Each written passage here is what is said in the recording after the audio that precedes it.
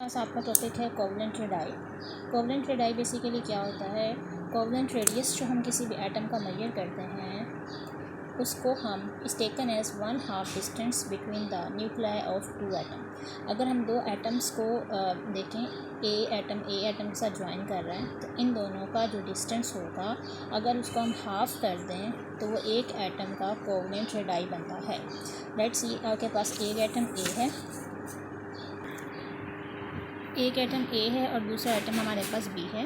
तो अगर ए एटम जो आपके पास A2 है, इस जो बराबर है दो ए एटम के, इसका हाफ़ कर दें तो वो ए का कोवलेंट रेडाई होगा। इसी तरह बी एटम से जब ज्वाइन करता है उसका हम हाफ़ कर दें तो जो आपके पास वैल्यू आएगी वो बी एटम के रेडियस की होगी। तो अगर हमें कैलकुलेट करनी पड़ी किसी अलग एटम ए बी की तो हमें इन दोनों की वैल्यूज़ खुद से नहीं मालूम होती, बल्कि हम इनको सेम एटम के साथ बॉन्ड कैलकुलेट करते हैं और उसका हाफ़ निकाल के हम इसकी कोवलेंट रेडियस को बताते हैं। तो आप ये कह सकते हो कि ये अरिथमेटिक मीन होता है, सम होता है, वैल्यू होती है ऑफ बॉन्ड लेंथ ए और बी के।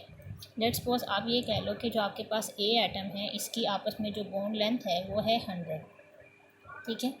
इसका जब आधा करेंगे तो क्या आ जाएगा? 50। इसी तरह इसकी जो बॉन्ड लेंथ है वो है आपके पास 50, इसका जब हाफ़ करेंगे तो हमारे पास आ जाएगा 25। इसका मतलब ए की वैल्यू 50 है और बी की वैल्यू 25 है। तो 50 और 25 को प्लस करेंगे तो ए बी की वैल्यू आ जाएगी। बुक में आपकी एग्जांपल दी गई है कार्बन और कार्बन का जो डिस्टेंस है एक कार्बन का वो है 77। हमने इसे हाफ़ करके कैलकुलेट किया। सिलिकॉन और सिलिकॉन का जब बॉन्ड बनता है उसका अगर हाफ़ करें तो आंसर आता है 117 पिकोमीटर। पिको मतलब 10⁻12। तो यहाँ पे अगर कार्बन और सिलिकॉन का बॉन्ड बनाना हो तो इन दोनों की जो वैल्यूज़ हैं उनको हम प्लस करते हैं तो आंसर आता है 194। तो ये जो रूल्स हम पढ़ रहे हैं ये रूल्स कहता है कि बहुत ज़्यादा हद तक एप्लीकेबल है, क्योंकि जब ये वैल्यू एक्सपेरिमेंटल मेजर की गई तो वो 193 है। तो 193 और 194 में कोई बहुत ज़्यादा फ़र्क नहीं है, तो इट कैन बी एक्सेप्टेबल। तो ये जो कार्बन और सिलिकॉन का कंपाउंड है इसे सिलिकॉन कार्बाइड कहते हैं। तो ये हमने कोवलेंट रेडाई को मालूम करने का तरीका देख लिया। अब वो कहते हैं कि कोवलेंट रेडाई जो है वो कम होता जाता है जो जो आपके पास बॉन्ड ऑर्डर बढ़ता जाता है। बॉन्ड ऑर्डर को आप कह सकते हो नंबर ऑफ़ बॉन्ड्स बढ़ते जाते हैं, ठीक है। तो इसका रीज़न ये है कि जैसे जैसे आपके पास बॉन्ड ऑर्डर बढ़ता जाता है, नंबर ऑफ़ बॉन्ड्स की तादाद बढ़ती जाती है, किसी में सिंगल, फिर डबल और ट्रिपल, तो उसमें क्या होता है कि उन एटम्स के दरमियान का जो डिस्टेंस है ना, इंटर न्यूक्लियर डिस्टेंस, जो न्यूक्लियस के दरमियान का जो गैप है वो कम होता जाता है। जैसे आपके पास है कार्बन, सिंगल बॉन्ड कार्बन, इसमें आपको नज़र आ रहा है 154 पिकोमीटर। जैसे कार्बन में डबल बॉन्ड आया 134 पिकोमीटर हो गया। तो कार्बन ट्रिपल बॉन्ड कार्बन है तो 120 हो गया। तो ये इंटर न्यूक्लियर डिस्टेंस इनके कम हो रहे हैं। जब इंटर न्यूक्लियर डिस्टेंस कम हो रहे हैं तो इनके रेडाई भी आपस में ऑटोमेटिकली कम होना शुरू हो जाते हैं।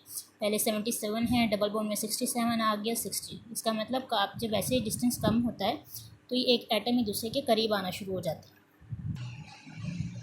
अगर हम इस रूल को देखें, जो रूल अभी हमने स्टडी किया है कि हम उनका हाफ़ निकाल लेते हैं और उसे मालूम करते हैं, तो ये रूल काफ़ी हद तक तो एप्लीकेबल है डायटोमिक मॉलिक्यूल के लिए, लेकिन बहुत सारे ऐसे एटम्स हैं जिसमें ये रूल एप्लीकेबल नहीं होता। यानी अगर हम ये रूल को फॉलो करें तो एक्सपेरिमेंटल और जो हम कैलकुलेट करते हैं थ्योरेटिकल वैल्यू, वो दोनों में बहुत ज़्यादा डिफरेंस आ जाता है। तो इस डेविएशन की वजह क्या होती है कि जो कोवलेंट रेडाई की वैल्यू चेंज होती है वो यहाँ तो वजह होती है मल्टीपल बॉन्ड, यानी मल्टीपल बॉन्ड मतलब बॉन्ड ऑर्डर उसका बढ़ रहा होता है, उसमें आयनिक करेक्टर डेवलप हो जाए, या हाइब्रिडाइजेशन के जो ऑर्बिटल्स हैं उसकी वजह से, इन तीनों फैक्टर्स की वजह से हमारे पास डेविएशन आती है इस रूल से, जो अभी हमने प्रीवियसली स्टडी किया कि दो आपके पास ए बी एटम का अगर हमने कोवलेंट रेडियस मालूम करना हो तो ए का अलग मालूम करेंगे, बी का अलग, और दोनों को सम कर देंगे। इस रूल की मैं बात कर रही हूँ। अच्छा, उसके बाद आपके पास है कोवलेंट रेडाई की जो नेमिंग है वो हम इस बेस पे भी कर सकते हैं कि जो मॉलिक्यूल की ज्योमेट्री होती है। जैसे आपके पास अगर ज्योमेट्री शेप स्ट्रक्चर टेट्राहेड्रल है तो उसका नाम टेट्राहेड्रल रेडाई होगा। अगर ऑक्टाहेड्रल स्ट्रक्चर है तो ऑक्टाहेड्रल रेडाई नाम होगा।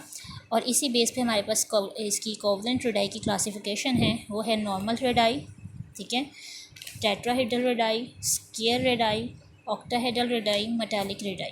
तो ये जो सारी चीज़ें हमारे पास ये नाम लिखे हुए हैं ये बेसिकली क्लासिफिकेशन है on the basis of their structure geometry. जिस तरह का स्ट्रक्चर होगा उस तरह का रेडाई हमारे पास होगा, जिस तरह का उसमें बॉन्ड होगा वैसे आपके पास आएगा। अब ये जो चीज़ हमारे पास है, ये जो हमने डिस्कस किया, ये जो रूल्स हम पढ़ते हैं, अब इसकी एग्जांपल उन्होंने हमारे पास दी हुई है आपकी बुक के पेज नंबर, ये टॉपिक जो आपकी बुक का पेज नंबर 43 और 44 है। आपका पेज नंबर 44 पे टेबल 2.5 है। हम इसमें अगर कंपेयर करें तो हमें कुछ मेटल्स के नाम दिए गए हैं, उसके आगे उसका एटॉमिक रेडियस है और बाद में कोवेलेंट रेडियस दिया गया है। आप देख सकते हैं एटॉमिक रेडियस अगर पोटेशियम 231 है तो आपके पास जो इसका कोवेलेंट रेडियस है वो 202 आ रहा है।